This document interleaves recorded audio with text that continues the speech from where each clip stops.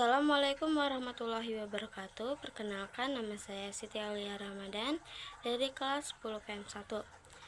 Saya di sini akan menceritakan cerita hikayat tentang Bayan Budiman. Sebermula ada saudagar di negara Ajam. Hojan Mubarak namanya, terlalu amat kaya, akan tetapi ia tiada beranak. Tak seberapa lama setelah ia berdoa kepada Tuhan, maka saudagar Mubarak pun beranaklah istrinya, seorang anak laki-laki yang diberi nama Hojan Maimun. Setelah umurnya Hojan Maimun 5 tahun, maka diserahkan oleh bapaknya mengaji kepada banyak guru sehingga sampai umur Hojan Maimun 15 tahun.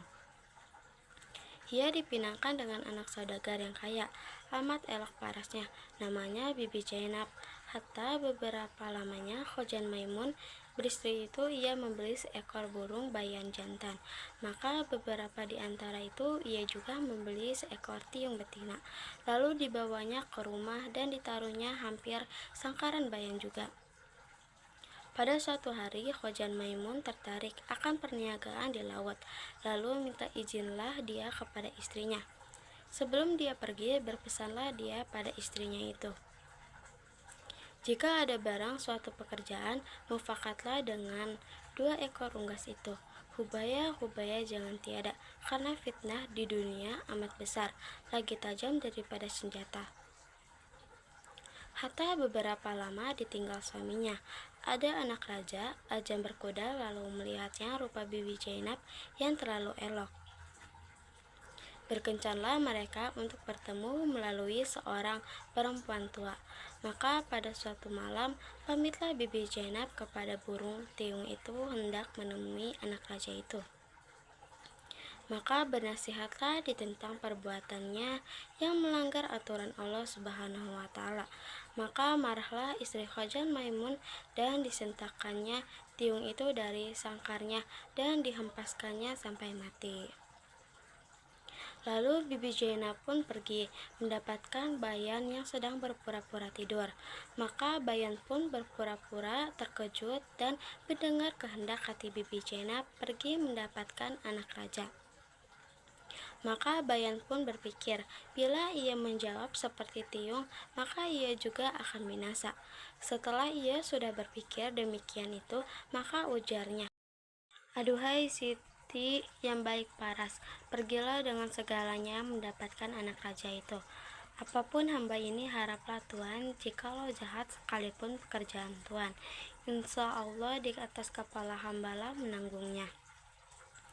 Baiklah Tuhan, sekarang pergi karena sudah dinanti anak raja itu.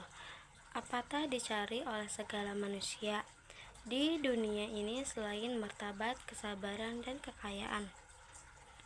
Adapun akan hamba Tuhan, ini adalah seperti hikayat orang unggas, bayan yang dicabut bulunya oleh tuannya, seorang istri saudagar. Maka berkeinginanlah istri Hojan Maimun untuk mendengarkan cerita tersebut. Maka Bayan pun berceritalah kepada Bibi Jainab dengan maksud agar ia dapat memperlalaikan perempuan itu.